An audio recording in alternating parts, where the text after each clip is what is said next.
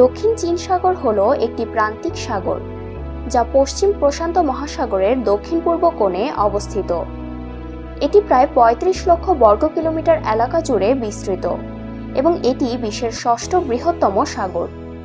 দক্ষিণ চীন সাগরের উত্তরে চীন, পূর্বে তাইওয়ান, দক্ষিণে মালয়েশিয়া, ব্রুনাই এবং ইন্দোনেশিয়া এবং পশ্চিমে ভিয়েতনাম, কম্বোডিয়া এবং থাইল্যান্ড অবস্থিত।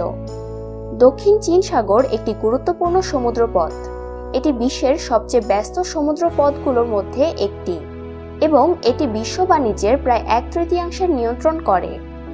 এছাড়াও সাগরটির সমুদ্রতলে বিশাল খনিজ তেল ও প্রাকৃতিক গ্যাসের মজুদ রয়েছে। তবে দক্ষিণ চীন সাগর একটি বিতর্কিত অঞ্চল।